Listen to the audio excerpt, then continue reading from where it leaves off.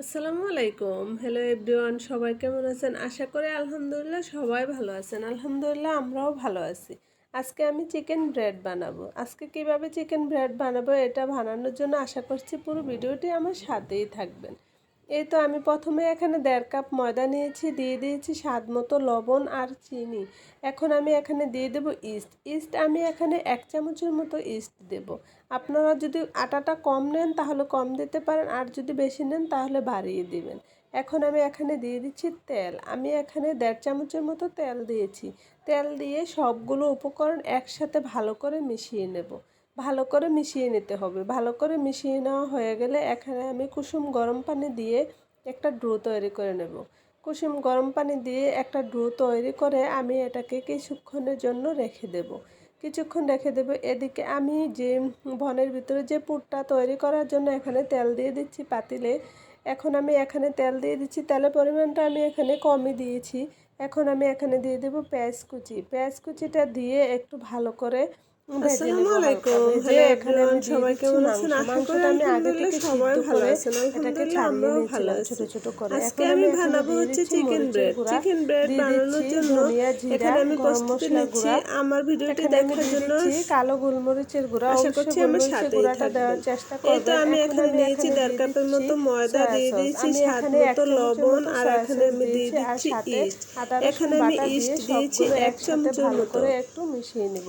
চুলার আঁচটা অবশ্যই লো হিটে রেখে এই রান্নাটা করতে হবে। এখন সবগুলো মিশিয়ে নেওয়া হয়ে গেলে এখন আমি এখানে দিয়ে দেব হচ্ছে কর্নফ্লাওয়ার আর দুধ দিয়ে একটা মিশ্রণ আমি করে রেখেছিলাম। এখন এখানে আমি দিয়ে দিচ্ছি। আমি এখানে 1 চামচের মতো কর্নফ্লাওয়ার দিয়েছি।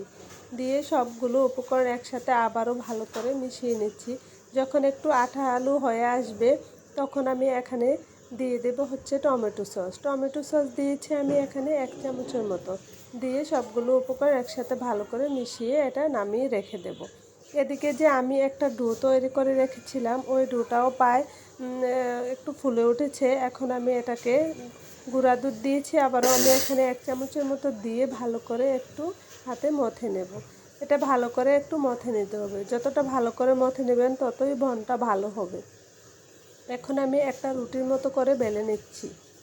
তো আমি বেলনের সাহায্যে একটা রুটির মতো করে বেলে নিচ্ছি। প্রত্যেকটা আমি এখানে ব্রেড বানাবো, যতটা আমি প্রত্যেকটাকে এভাবে বেলে নেব। নিয়ে এখন আমি চামচের সাহায্যে যে মাংসের পুরটা তৈরি করেছিলাম ওইটা আমি এখানে দিয়ে দেব। মাঝামাঝি আমি এই পুরটা দিয়েছি, দিয়ে এক সাইড থেকে টেনে এনে এটা ভালো করে সেল করে দেব। এই সাইডটা ভালো করে হাত দিয়ে এভাবে চেপে চেপে সেল করে নিতে হবে। ভালো করে চেষ্টা করবেন সেল করার জন্য। আর ওই সাইডটা আমি ছুরির সাহায্যে লম্বা লম্বা এরকম চিকন চিকন করে কেটে নিচ্ছি। তো ছুরির সাহায্যে আমি কেটে নিয়ে এখন আমি ওই সাইডে আবারও একটু হাতে পানি লাগিয়ে ওই সাইডটাকে একটু পানি লাগিয়ে নিচ্ছি। আর এই সাইড থেকে টেনে টেনে ওইদিকে নিয়ে ভালো করে চেপে চেপে সেল করে দিচ্ছি। প্রত্যেকটা আমি একই রকমভাবে করব। এদিক থেকে টেনে নিয়ে ওইদিকে ভালো করে একটু চেপে সেল করে দেব।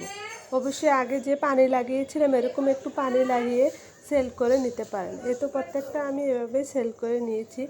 আবারও আপনাদের সুবিধার্থে আমি 2টা রুটি একই রকমভাবে করে নেব। আপনাকে বোঝানোর জন্য আপনাদেরকে আমি আরেকটা রুটিও এভাবে করে নিচ্ছি। আপনারা চাইলে এই রেসিপিটি এভাবে আমার মতো করে বানিয়ে নিতে পারেন। তো আপনাদের সুবিধার্থে খুব সহজে আমি আরেকটি রুটিও এভাবে করে নিচ্ছি। আর আমার রেসিপিটি যদি ভালো লেগে থাকে তাহলে ট্রাই করে দেখতে পারেন, আশা করি ভালো লাগবে। আর যদি ইউটিউব থেকে দেখে থাকেন তাহলে সাবস্ক্রাইব করে নিতে পারেন। আর যদি ফেসবুক থেকে দেখে থাকেন তাহলে ফলো দিতে পারেন। আর যদি অলরেডি এই কাজটি করে থাকেন তাহলে আপনাদেরকে অসংখ্য ধন্যবাদ।